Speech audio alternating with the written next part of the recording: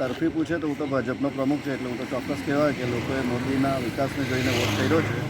અને મતદાનની વાત આવે તો જે રીતે ઉજળિયાત લોકોમાં જે સ્વયંભૂ નીકળીને જે મતદાન થયું છે એના લીધે અમને ચોક્કસ વિશ્વાસ છે કે અમે ગયા વખતે જે વિધાનસભામાં લીડ મેળવેલો એના કરતાં બમણો લીડ મેળવીશું.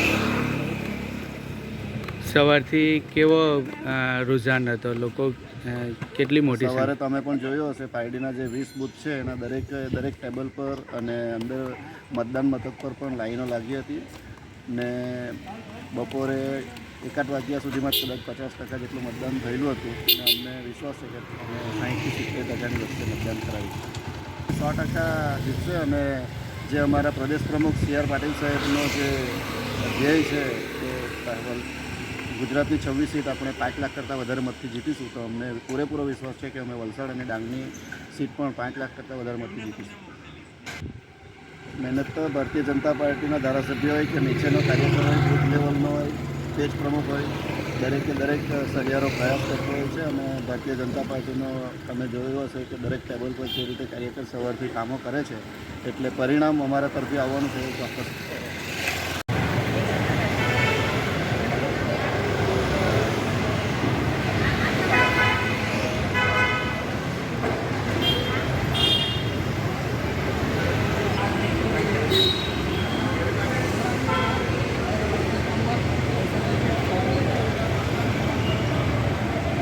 ચોત્રીસ નથી 20 નંબર. હા હવે આગળ જવાય.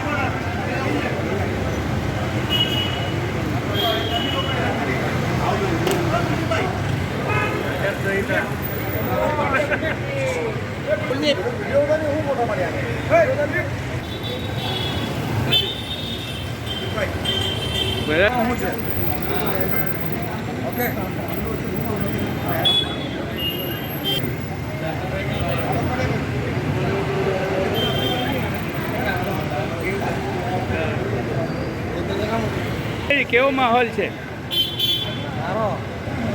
કોણ જીતશે? ભાજપ.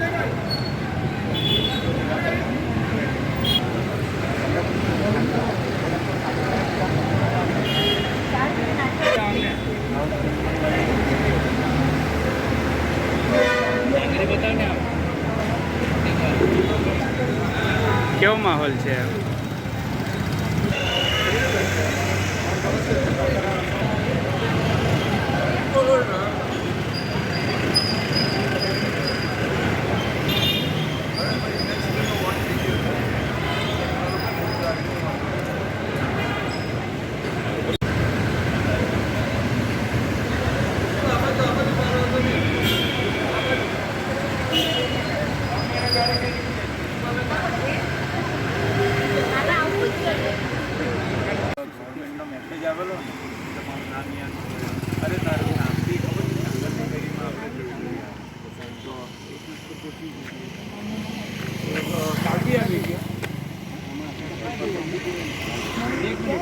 એક મિનિટ આવી ગઈ. 31 નંબરના બૂથમાં 1031 ચાલના નહીં. હું તને વોટ્સઅપ આપું. હલો કરી લેજે. હું તને કેવું 31 નંબર કાં છે? હા મેં ટ્રાન્સફર કરાવેલો.